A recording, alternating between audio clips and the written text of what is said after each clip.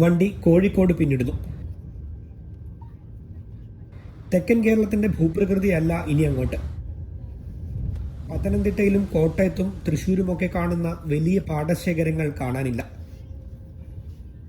വിശാലമായ തെങ്ങിൻ തോപ്പുകൾ. ഇക്കാണുന്നത് കോരപ്പുഴയാണ്. 40 കിലോമീറ്റർ മാത്രം നീളമുള്ള ഒരു ചെറിയ നദി. വയനാട്ടിലെ പൂനൂർ പുഴയും കോഴിക്കോട്ടെ അകലപ്പുഴ തടാകത്തിലെ നീരൊഴുക്കും ചേർന്ന് കോരപ്പുഴയാവുന്നു. എലത്തൂരിൽ വെച്ച് കോരപ്പുഴ അറബിക്കടലിൽ ചേരും.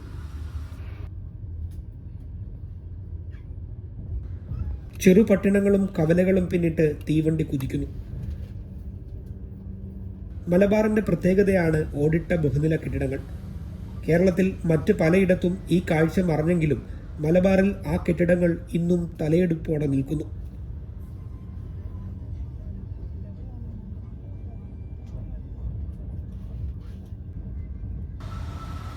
Chemancheri railway station. ചെറിയ സ്റ്റേഷനുകളെയൊക്കെ അവഗണിച്ചുകൊണ്ട് വന്ദേ ഭാരത് കുതിക്കുകയാണ്. കോഴിക്കോട് കഴിഞ്ഞാൽ പിന്നെ കണ്ണൂരാണ് സ്റ്റോപ്പ്. അതിവേഗ റെയിൽ എന്നത് കേരളം അത്രമേൽ ആഗ്രഹിക്കുന്നു എന്നതിന്റെ തെളിവാണ് വന്ദേ ഭാരതിന്റെ വിജയം.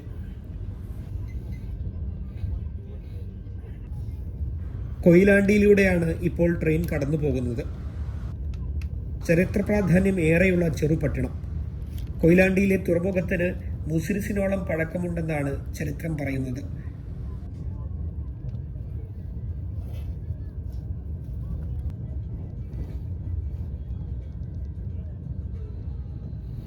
കാഴ്ചകൾ ഒന്നുതന്നെ. വിശാലമായ തെങ്ങിൻ തോപ്പുകൾ, അങ്ങിങ്ങായി ചെറിയ കൃഷിയിടങ്ങൾ, ചെറുകവലകൾ. വരണ്ട ഭൂപ്രകൃതിയാണെങ്കിലും മലബാറിലെ കാഴ്ചകൾക്ക് അതിൻ്റെതായ ഒരു ചേലുണ്ട്.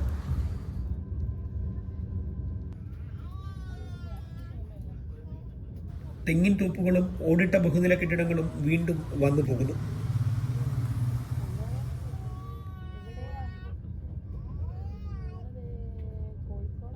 ഐക്യ കേരളം രൂപപ്പെടുന്നതിന് മുൻപ് 3 രാജ്യങ്ങളായി കിടന്നിരുന്ന ഭൂഭാഗത്തു കൂടിയാണ് നമ്മൾ യാത്ര ചെയ്യുന്നത്. തിരുവിതാംകൂറും കൊച്ചിയും മലബാറും. ഇതിൽ മലബാർ ബ്രിട്ടന്റെ നേരിട്ടുള്ള ഭരണത്തിലായിരുന്നു. മദ്രാസ് പ്രസിഡൻസിയുടെ ഭാഗം. തനതായ ഒരു സാംസ്കാരിക പാരമ്പര്യമുണ്ട് മലബാറിന്. തെയ്യക്കോലങ്ങൾ അടക്കമുള്ള ഫോക്ക് പാരമ്പര്യത്തിന്റെ അടയാളങ്ങൾ ധാരാളമുണ്ട് ഇവിടെ. അതൊക്കെയും ഈ നാട്ടുകാരുടെ ജീവിതത്തിന്റെ ഭാഗമാണ്. മുത്തപ്പനും തെയ്യവും ഒന്നും തെക്കൻ കേരളത്തിൽ അങ്ങനെ കാണാറില്ല. മലബാറിന്റെ സ്വത്താണ് അത്. സോഷ്യൽ മീഡിയ സജീവമായതോടെ തെയ്യങ്ങൾക്ക് ഇന്ന് വലിയ ആരാധക വൃന്ദമുണ്ട്. തെക്കുനിന്ന് നിരവധി ആളുകൾ തെയ്യം കാണാൻ മലബാറിലെത്തുന്നു. തീരദേശ പട്ടണമായ അഴിയൂരിലൂടെയാണ് ട്രെയിൻ കടന്നു പോകുന്നത്. കോഴിക്കോട് ജില്ലയുടെ അതിർത്തിയിലേക്ക് എത്തുകയാണ്. കേരളം വിട്ട് മറ്റൊരു സംസ്ഥാനത്തേക്ക് ട്രെയിൻ എത്തി. സംസ്ഥാനമല്ല, കേന്ദ്രഭരണ പ്രദേശം. മാഹിയിലൂടെയാണ് കടന്നു പോകുന്നത്. പോണ്ടിച്ചേരിയുടെ ഭാഗമായ ചരിത്രമുറങ്ങുന്ന മണ്ണ്.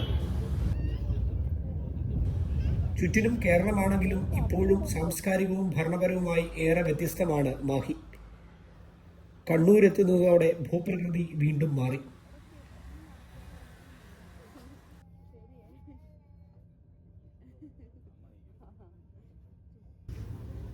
എലവായൂർ എന്ന സ്ഥലമാണ്. വാഹനങ്ങളുടെ നീണ്ട നിര കാണാം.